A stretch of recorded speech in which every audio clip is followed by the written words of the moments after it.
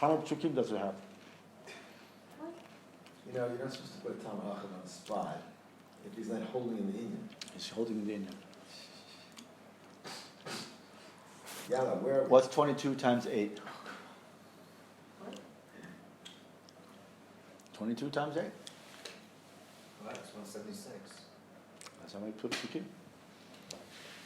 Anyway, so in this week's parsha, we learn the longest parsha in the entire Torah with 176 psukim.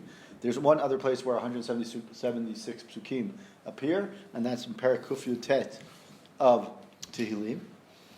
That's just a little side note, a little FYI. The Parshat Nasso has many different parts to it. The most famous one is the 12 korbanot that each one of the 12 shvatim bring. That's at the end of the parsha. The beginning of the parsha is the counting of the Leviim, and the middle of the parsha is the story of the Nazir. And we usually read the HaTorah of Shimshon with Nasso because of the Nazirut that's mentioned there. In this week's part, in this short Drush Chet of Parshat Nasso, what do we know about the reason why someone becomes a Nazir? The reason why right. So you're right. If someone who sees a sotah, we also have the Parsha of Sotah that's also mentioned in this week's Parsha. So a person who sees the Rashi, it's a famous Rashi based on the Midrash and the Gemara. A person who sees the Sotah doing what she's doing, he has to prevent himself from he becomes a Nazir because he wants to prevent himself from doing something inappropriate. So what do we know about that? It means that the Nazir, really, even though the Nazir is considered someone we think is someone like he's on a higher level, he's actually doing his Nazirut for what reason? To prevent himself from sinning. So in some ways, he's trying to do something. He has a cheshek to do something, and he wants to. The cheshek he's either going to do is either I'm going to be over the sin, and therefore my Yetzer Hara is taking over, or I'm going to take upon myself some sort of Nazirut to reduce my desire and increase my connection to Hashem. And that's right? why you bring a korban. And that's why you bring a korban chatat at the end of. This is someone who just happens to see what's going on? No, that's the Rashi. Rashi says haroet sotah. Here it says here. Because otherwise every Kohen has to do it. Right. So he says. Rashi says. He says here. Lama nismecha. Rashi. It's a famous Rashi. Lama nismecha Parshat Nazir the Parshat Sotah. Why did the Parshat Nazir come right after Parshat Sotah? He says that anyone who sees a Sotah, Rashi says that anyone who sees a Sotah doing what she's doing, he says, I have to take upon myself becoming a Nazir to prevent wine, so that way I don't get to that point. Meaning, that's what it says. That Rashi's quote again. Rashi says it. He says, I'm preventing myself from enjoying wine because I don't want to get to that point what I just saw. That's again. Overall, Nazirus is not meant to be something that you do as a sign of closeness to Hashem, but rather you're trying to eliminate or trying to reduce some sort of, let's call it a ta'ava that you may have, and so in order to do that, you take away things from your life. In order to pre-shoot, you're poresh yourself from certain things, cutting your hair, access to touching or being around dead people or tumah. If he takes inside, he has to do all the elements. Absolutely, yeah. Not just one. You can't just do one. Absolutely. But that is again with the time of the Beit HaMikdash, with the time of the Mishkan. Nowadays there are people who are Nazirim. There was a famous Nazir, the student of Rav Kook was a Nazir. But in town. Yeah, there's one in town. Yeah, there are a couple of them. If you listen to Rav Daf Yomi, he mentions he interviewed. Yeah, so that's a different kind of Nazir. There are other Nazirim who claim to be Nazirim. Either which way, a Nazir at the time of the Mishkan and the Mikdash is someone who takes upon himself a minimum of 30 days, and he does it by not. And he says, I'm not going to have wine. I'm not going to be mitamei to metim, and I'm also not going to cut my hair. And at the end of the 30-day period, or whatever he accepts upon himself, minimum 30 days, he then shaves his head. He then then he brings a korban chatat, and the reason why he brings a korban chatat is because he prevented himself from drinking wine, which is meant to be something that you're supposed to enjoy. You just have to control, obviously, but you have to prevent. He's doing it. So now the Zera Shimshon has an interesting question. Where? What? Drush Chet. 8. Someone takes Yeah, today, no pun they're stuck. intended, no pun No, intended. the what? Yeah. If someone takes on the promise today, they're stuck. They are stuck. There's a very big problem doing it now, and that you really have there's very little to do. What? Chet. Both types of, Yeah, zeros? no. Shimshon, I think, is. Zera Shimshon, there's one called Zera Shimshon, which is like really. Zera Shimshon. Nizirut Shimshon, why did I say Zera? Nizirut Shimshon, and then there's Nizirut, like there's Stam Nizirut. Nizirut Shimshon basically means like today you cannot get out of it. There's no way, you can't go to a Beit Din now and say, undo So it. these guys are running around, most of them Shimshon? Are Nizirut Shimshon, yeah. They're basically saying is we took it upon ourselves for the rest of our lives. Wow. Yeah, so they don't drink wine, so what do they do on Kiddush and everything like that? You can ask him, if you look at the other interview, one again? the other was regular Nazirut, rather Nazirut, and that you can, if you make a swear, Shavuot, saying I'm not going to do it, How do you know that's not them? because they don't have a way to undo the Shavuot. It's the first of the thing. The first one is if I find a Beit Din in the time of the Mishkan or the Mikdash, That's the one that's Shimshon you cannot undo. correct. So wouldn't you say that once the guys running around are probably not doing that one, they're doing? No, they're the opposite. They don't have a way. They do it, take it upon themselves, but now they don't have a way to get out. You So- have to bring a carbon. You have to bring a korban. So if you can't bring a Why korban, can't they do the other lighter one to get out? because they can't get out. How are they getting out? Understand? They both can't get out, or only one can? One can get out after 30 days and say, I bring a Why korban. can't they do that one? Because they don't have a way to bring a korban. So I they have a both can't friend. get out. I have a friend who did it, and he was becoming religious. He's like, okay, I'm going to set restrictions, and he made the promise, and now he's like 100% religious, but he But can't get out of it. But the Beit Din can't, but He, Beit Din, like, it's not Beit Din, explains it's the not whole enough. Because you have to bring Nazirut. Nazirut nowadays, You wouldn't know, I'm afraid. no, maybe, but even, That's for sure. yeah, there is, again, I don't want to go into the details. Neither, I'm confused a little bit here. Okay. Neither of them you can get out? Today, nowadays. Today, neither. Neither of them basically you can get out of, right? Correct. Basically, it's very difficult. I would have to say that, yeah. But most of them view it as a Nazirut of, it's called Nazirut Shimshon. Either which way, the last Jewish spoke about the fact that the Nazir, in order to prevent himself from doing a chet, he takes upon himself Nazirut for a certain amount of time to kind of say, I need to reduce my Yetzer Hara. And with that in mind, he now goes to the Zera Shimshon, takes quotes from Tehillim in Perek Kafhei, Drush Chet, on page Kuf Tzadi Zayin. Yeah, it's a short one. It's a short one, but it's a very powerful one. So, and also based on time, I'm looking at it as well. So he says, B'nei Elai v'choneni ki yachid v'ani ani.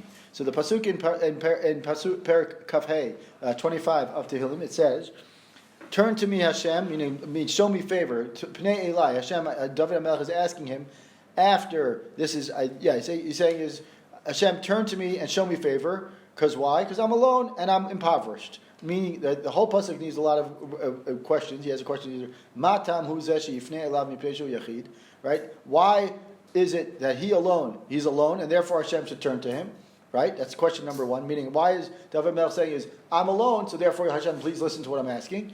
Right? V'ha d'Rabba hein el kabir lo yimas. Right? We know the Gemara in Brachot Daf Chet says that we should have, or what as we call it, what we say, Barov Am Hadrat Melech, right? When you want something, you want to have a big crowd to respect it and to encourage people to get the answer that you want from Hashem, right? V'im lo haya yachid, haya yoter tov, right? Wouldn't it be better for him to actually say, I'm with a group of people, right? Now he also says, V'od ech yachid va'ani. How could he say that he's alone and impoverished, meaning poor? Right? Why? He's David HaMelech. David HaMelech is the ultimate rich. He's got everything. The opposite is referring to the sinners. Okay. So that you've just given. Thanks. We'll close the book now. No, I'm kidding. Anyway, so he says, right? So he says, right? So exactly. So how can he be considered poor?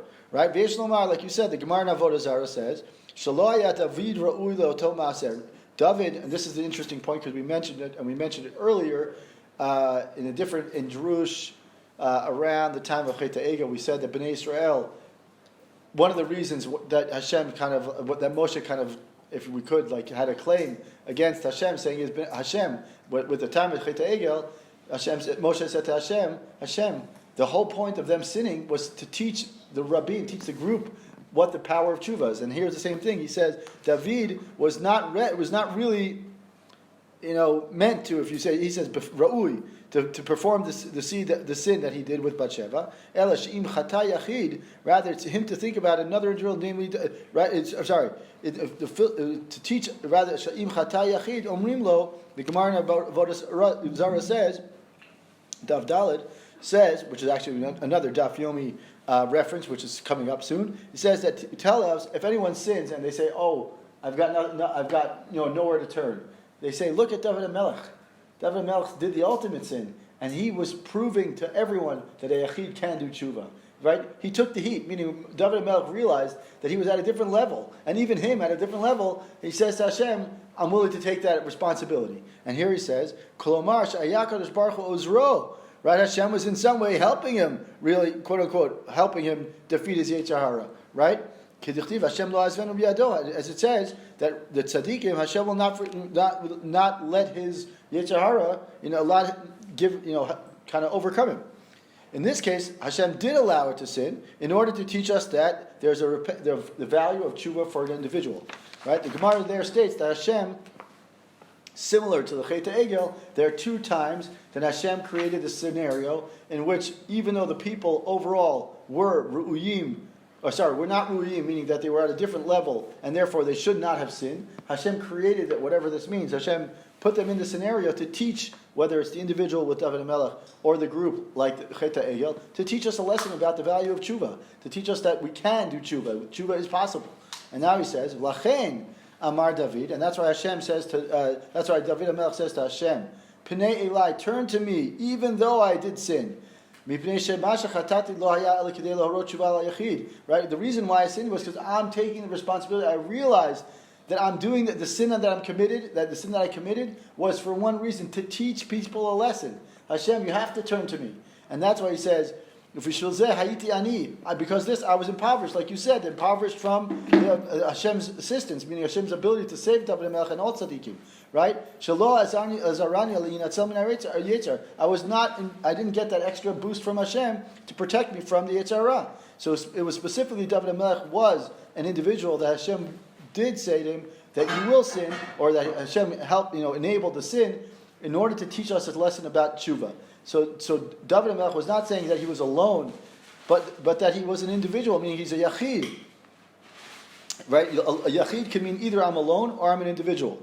Right? So I'm a yachid ki'ani ani. So he's saying I was an individual, meaning that, and it was for this reason that he was considered poor. Not for material goods, because he wasn't poor for material goods, but rather from Hashem's assistance in being able to be kovesh his yetzer. So therefore, David HaMelech is turning to Hashem and says, "Turn to me and show me favor." Why?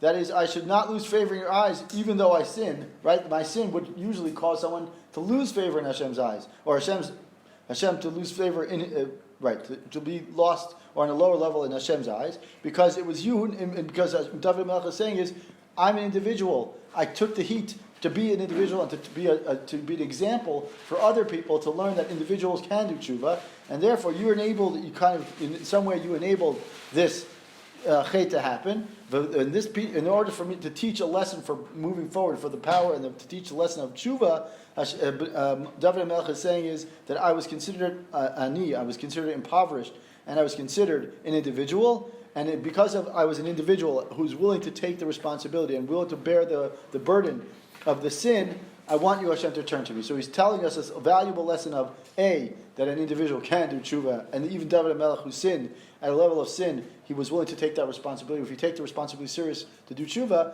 then we can learn from David HaMelech a lot. And also, he's saying that even individuals and even people who are considered tzaddikim can slip up and can mess up and can do tshuva. So he's saying is that Hashem, you created this situation. Now I want you to also do is to turn and turn favor in your eye, in your eyes, turn favor in your eyes to help me get through it and to make and to allow me to emerge at a higher level. Baruch Adonai Olam, Amen ve'Amen.